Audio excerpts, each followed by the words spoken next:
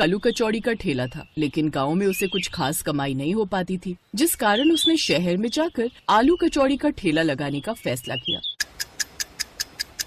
अब हमें शहर जाकर अपना काम शुरू करना होगा रमा। गांव में कुछ खास कमाई नहीं हो पा रही। दोनों बच्चे की पढ़ाई और बेहतर भविष्य के लिए हमें ज्यादा पैसे कमाने होंगे। जैसा आपको ठीक लगे।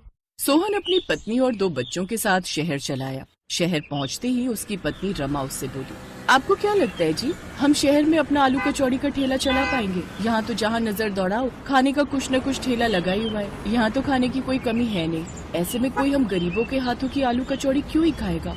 अभी तो काम शुरू भी नहीं हुआ और तुमने पहले ही हार मान ली रमा। अब वो शहर में अपने लिए किराए पर कमरा ढूंढते हैं। उन्हें एक कम दाम में कमरा मिल जाता है।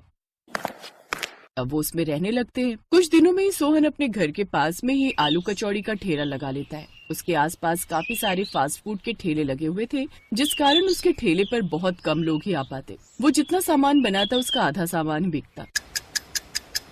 सोहन परेशान होकर रमा से बोलता है, रमा, यहाँ तो सभी फास्ट फूड के दीवाने हैं। हमारी आलू कचौड़ी तो बहुत ही कम लोग खरीदते हैं। लेकिन ऐसे तो गुजारा कैसे चलेगा जी? कमरे का किराया भी देना है, बच्चे भी साथ में हैं, उन्हें भूखा भी नहीं रख सकते। हमें कोई ऐसी जगह तलाशनी होगी जहाँ हमारा आलू कचौड़ी का काम अच्छा चले। लोग ज्यादातर आलू कचौड़ी खाना पसंद करते हो। हाँ, लेकिन ऐसी जगह कहाँ मिलेगी? तभी उनकी मकान मालकिन वहाँ आती है। ऐसी जगह तो नाथपुरा ही है। वहाँ रेलवे स्टेशन और बस स्टॉप दोनों आसपास ही हैं। वहाँ हर तरह के लोग आते हैं। मुझे यकीन है तुम्हारा काम वहाँ जरूर चलेगा, और मेरे पति की उस स्टेशन मास्टर से अच्छी जान पहचान है, तो वो तुम्हारा ठेला लगवा देंगे। आपका बहुत बहुत धन्यवाद मालकिन जी। अनीता अपने पति से बात करती है। वो अगले दिन स्टेशन मास्टर से कहकर वहाँ पर सोहन का ठेला लगवा देता है। आलू कचौड़ी की महक बस स्टॉप और स्टेशन पर आने वाले यात्रियों को अपनी ओर खींचने लगती है। अब सोहन के ठेले पर यात्रियों की भीड़ रहने लगती है। एक बार एक कुली सोहन के पास आता है और उसके हाथ के आलू कचौड़ी खाकर खुश हो जाता है। वाह भाई वाह, मजा आ गया। क्या स्वादिष्ट आलू कचौड़ी बनाते तुम, और दाम भी बहुत कम है। सच कहूँ, पहले यहाँ खाना खाने के लिए ना हमें दुकान पे जाना पड़ता था, जहाँ खाना काफी महंगा मिलता था और हमारी दिन भर की कमाई खाने में ही चली जाती है। लेकिन अब तुम्हारे पास ये कम दाम में आलू पूरी खाकर तो पेट भरता ही है, साथ ही 2 पैसे भी बच जाते हैं भाई। धन्यवाद भाई, अब तुम पेट भरकर खाना खाओ। ऐसे ही दिन गुजरने लगते हैं। अब तो जो रोज की सवारी वहाँ से आती जाती, वो तो सोहन के ठेले पर जाने से खुद को रोक ही नहीं पाते। वो तो अब उसके पक्के ग्राहक हो गए थे। ऐसे ही कुछ दिन बीतते हैं। एक रोज एक सेठ जिसके हाथ में काफी बैग थे, वो सोहन के ठेले के पास से गुजर रहा था कि तभी उसके बैग की टक्कर से सोहन के ठेले पर रखा सामान नीचे गिर जाता है और उसका काफी नुकसान हो जाता है। लेकिन सेठ उल्टा सोहन पर ही चिल्लाने लगता है, तुम गरीबों को भी ना बीच में ही आकर खड़ा होना होता है। मेरा सारा सामान तो गिरा ही दिया, साथ ही मेरे महंगे कपड़े भी गंदे कर दिए। लेकिन साहब, इसमें मेरी क्या गलती? आपकी वजह से उल्टा मेरा कितना नुकसान हुआ है। आप ऐसा कीजिए, मेरा नुकसान भर दीजिए। ये सुनकर सेठ उसे जोरदार थप्पड़ मार देता है। साथ ही स्टेशन मास्टर से उसने शिकायत भी कर देता है। सेठ जैसा बड़ा आदमी होने की वजह से स्टेशन मास्टर सोहन को ठेला लगाने से मना कर देता है। ये सब बातें जब रमा को पता चलती है तो वो बोलती है, ना जाने कैसे आदमी है इस शहर में, अब क्या होगा जी। अब सोहन घर पर ही रहता है। वहीं दूसरी तरफ सोहन का ठेला न लगने की वजह से अब उसके रोजमर्रा के ग्राहक भी काफी परेशान हो चुके थे।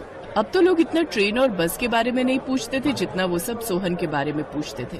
अरे सोहन भाई की आलू कचौड़ी में जो बात थी वो और किसी भी खाने में नहीं। सच में उनकी आलू कचौड़ी की बहुत याद आती है। उनकी बात पीछे खड़ा बिरजू नाम का वही कुली सुन रहा था जो अक्सर सोहन के ठेले पर आता था। वो सीधा स्टेशन मास्टर के पास जाता है। ये आपने बहुत गलत किया मास्टर जी। मेरी मानिए तो आप सोहन को वापस बुला लीजिए। वैसे भी उस गरीब की क्या गलती, मैंने खुद उन सेठ को अपने सामान से सोहन के ठेले पर टकराते हुए देखा था। उसकी बात मानकर अब वो सोहन को वापस बुला लेते हैं। तुम्हारा बहुत बहुत धन्यवाद बिरजू भाई। अब अगले दिन से सोहन फिर से ठेला लगाने लगता है। उसके पास फिर से ग्राहक आने लगते हैं। सोहन को देखकर सब ग्राहक बहुत खुश थे। कुछ दिन ऐसे ही बीतते हैं। एक रोज जब वो सेठ वहाँ से गुजर रहा था तो उसके हाथ में एक बैग था जिसमें काफी सारे रुपए थे। पीछे से 2 गुंडे आए और सेठ से वो बैग छीनकर भागने लगे। पकड़ो पकड़ो पकड़ो पकड़ो। ये देखकर सोहन ने वहीं रखा अपना बर्तन उठाया और उन दोनों की पिटाई करने लगा और उनसे बैग छीनने लगा। तभी उनमें से एक गुंडे ने सोहन पर चाकू से वार कर दिया। ये देख उसके ग्राहक गुस्सा हो गए और उन सब ने मिलकर उन गुंडों की धुनाई कर दी। सेठ सोहन को जल्दी से अस्पताल लेकर गया, जहां उसकी जान बच गई। मैंने तुम्हारे साथ कितना गलत किया। उस रोज तुम्हारी गलती नहीं थी, लेकिन फिर भी तुमने आज मेरे लिए अपनी जान की बाजी लगा दी। कोई बात नहीं साहब, पैसा कितनी मेहनत से कमाया जाता है ये बात मैं अच्छे से जानता हूँ, और इंसानियत की खातिर आपकी मदद करना मेरा फर्ज था। आपकी जगह कोई और होता तो तब भी मैं ऐसा ही करता। सोहन, सच में तुम भले इंसान हो, और ऐसे इंसान की मदद मैं भी करना चाहूंगा। अब सेठ सोहन के लिए एक बड़ी सी दुकान खुलवा देता है, जिससे उसके पास और भी ग्राहक आने लगते हैं। अब सोहन खूब पैसे कमाने लगता है और साल भर के अंदर ही वो खुद का घर ले लेता है और अपने परिवार के साथ खुशी खुशी रहने लगता है।